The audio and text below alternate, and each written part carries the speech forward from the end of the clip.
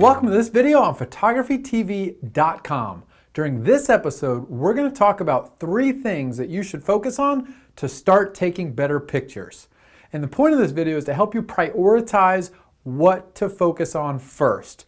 When I started learning photography, one of my biggest challenges was just trying to figure out what to learn. I remember scouring the internet, searching tons of different videos, and just learning from topic to topic with really no purpose at hand. And that was one of the biggest challenges, and honestly it was just a lot of wasted time because I would just go from topic to topic and not have any real purpose to it. So the point of today's video is to show you 3 things that you can start learning to start taking better pictures. And those 3 things that we're going to talk about at a high level today are framing and composition. Second, taking control of your camera and learning the exposure triangle. And then third, starting to edit your photos. And so as we think about those 3 things, there's a lot of depth between each one of them. This video isn't going to be able to take you through everything as it relates to those 3 things, but we're going to introduce why they're important and give you a few tips for each. And then we're going to have plenty of extra videos on each one of these topics so that you can really learn the 3 different topics that we're talking about today. So let's go ahead and get started with framing and composition. In fact, framing and composition is a really important piece of photography, but simple tips can go a long way. So for purpose of today, I'm going to show you a few different tips within framing and composition. So let's start with one of my most important ones as it relates to framing and composition, and that's avoid wasted space. Now I'm going to show you a few examples for each one of these, but take a look at this example. Here's Ethan at a state park playing down by a little river, and you can see there's just a lot of wasted space in this picture. You can obviously see where he is, what he's doing, but there's all the extra trees and extra footage in there. It's just wasted space. Take a look at this second picture where we avoid some of the wasted space. Now it's important to still get the sense of location, which you can. You can still see at the river, you can still see some trees in the background, but it's a much better use of space because we're really focusing on the subject, which is Ethan down by the river. So that's one quick tip as it relates to framing and composition, is try to avoid that wasted space. Another one within framing and composition is what's referred to as the rule of thirds. Now up here on the screen, I'm going to put this diagram. You've probably seen this either on your phone or on your camera. This is basically a grid that is used to help you figure out the rule of thirds. And you can see it's broken into thirds both horizontally and vertically. And that's just really to help you frame the shot. And so let me give you a few examples of what the rule of thirds is, because as you put a subject in the frame, the key to the rule of thirds, that tip, is don't put the main subject right in the center of the frame. Rarely is that what you want to do to create an interesting shot. So take a look at this example of the Washington Monument. So here in this first picture, I put it right in the middle of the frame. It's a decent shot, but it's really not that interesting. Take a look at the second shot where I've moved it away from the middle of the frame and moved it to one of the thirds. I've moved it over to the left third, and you can see it just creates a much different perspective. The subject is still the Washington Monument, but it just having it on the side there just creates a much better look. And that's the rule of thirds, is try not to put your main subject right in the center of the frame. All right, third tip as it relates to framing and composition. This one I'm really going to talk about when you're taking pictures of kids, and really pictures of anything for that matter, but angles are critically important. So if you think about taking pictures of kids, the angles you want to get is to get low to the ground. So here's a good example of Shaylin, a picture I took of Shaylin. I got low to the ground down at her level, and it really creates a much better shot. I even used the rule of thirds in this example as well.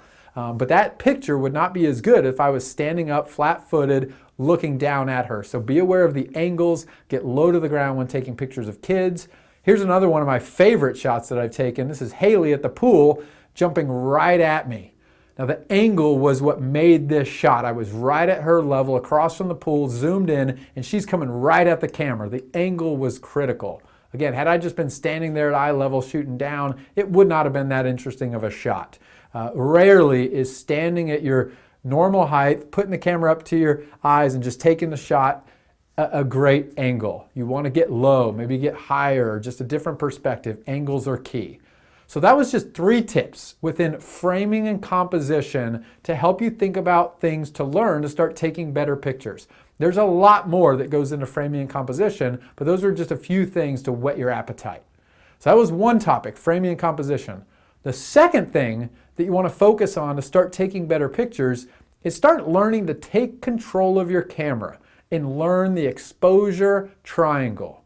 So the exposure triangle is shutter speed, aperture, and ISO. And if you don't know what each one of those things means, don't worry about it. We're going to have videos that take you deep on each one, but let's talk you through it and give you a couple of simple examples to show you how taking control of your camera in each one of those things can give you a lot more opportunity to take unique and better pictures. So let's start with shutter speed. So shutter speed is simply how long the shutter is open before it closes to capture the image. So a fast shutter speed lets just a little bit of light in, but it freezes the action. A slower shutter speed lets more light in, but it also basically captures movement. If something's moving and the shutter's open, it's going to capture that longer. So let me give you some examples. Here's a picture of Ethan riding his bike. Now this was a faster shutter speed because I wanted to freeze the motion. So the shutter was open only for just a fraction of a second. You can see I really froze the moment of him coming right at me on that bike. Here's another example of him on his bike where I was doing a fast shutter speed. I wanted to capture the water splashing and get the details of the water, so a fast shutter speed was key. Now, sticking with Ethan riding his bike, let me show you what a little bit slower shutter speed would look like. So here he's riding the bike and I was able to track him and move with him, but because I had a slightly slower shutter speed, the motion behind him of him moving was blurred. And I did that intentionally to create that motion look with a slower shutter speed. So shutter speed is key. It helps you freeze the action, great for sporting events and kids. And then slower shutter speed is good to really infuse some motion into the picture when you want to do that. So the next piece of exposure triangle to be thinking about is aperture. And aperture is essentially used for a variety of reasons. Number one, it lets different amounts of light in, which I'll show you details on that when we get into the aperture videos. But probably the most common use of aperture is to get that blurred background effect. That's probably one of the most common questions that I get is, how do I blur the background in a photograph? Aperture is one of the keys, if not the most important thing, to blurring the background in a photograph. So here's a picture of my beautiful bride, Jessie, and you can see she's got great background, the blurred background behind her, and that's because I used a lower aperture to be able to do that. Here's just another example of that blurred background with Haley, and that's by taking control of the camera and manually setting the aperture to a much lower, possibly the lowest that my lens can do, to be able to blur the background. So that's shutter speed and aperture. Start learning to take control of those to add the specific element you're looking for in the photograph. The third piece of exposure triangle is ISO. And a way to think about ISO is it really is the camera's sensitivity to light. So the lower the ISO, the less sensitive to light.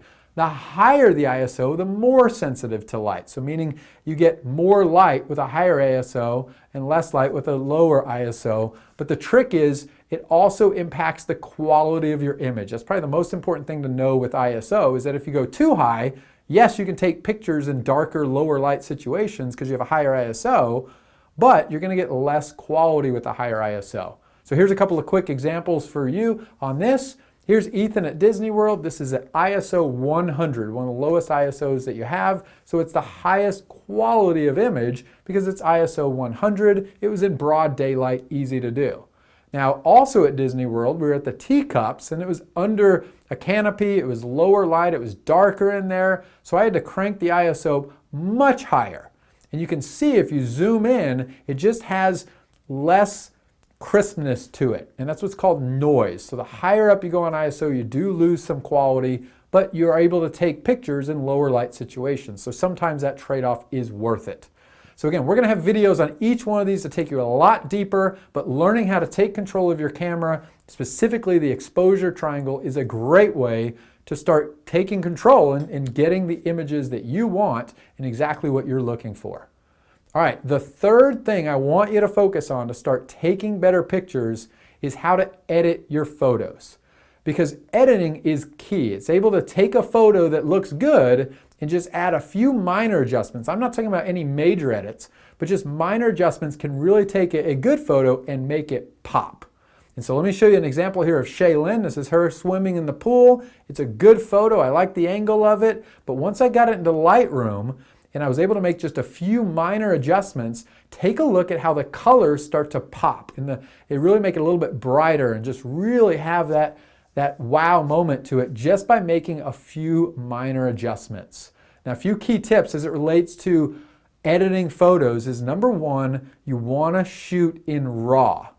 Because by shooting in RAW, when you do start to make edits, you're going to have a lot more control and flexibility of the edits that you make as opposed to if you shoot in JPEG. Once I started shooting in RAW, I was able to do so much more with editing, and it really upped the games of my photos, and it absolutely is worth it. Again, I'll have extra videos on this to show you why and what the details are, but shoot in RAW is an absolute tip you want to do when you start editing photos. And then the software that I use is Adobe Lightroom. It's a fantastic software. I've been using it for several years now, and it really is easy to use and can take small adjustments and really make a photo pop. So the point of this video was to show you 3 things that you can start focusing on to start taking better pictures. Learn some tips and techniques around framing and composition. Learn to take control of your camera with the exposure triangle, and then learn to start editing and making minor adjustments to your photos to really make them pop. Now, I can't teach you everything within this video, but the point of this was just to whet your appetite on a few different topics within those categories. So please visit photographytv.com and check out the series Taking Better Pictures to see in-depth videos on every topic that we discussed today and more. Now that you've watched this video, please subscribe below so you can stay up to date on all things that are coming out.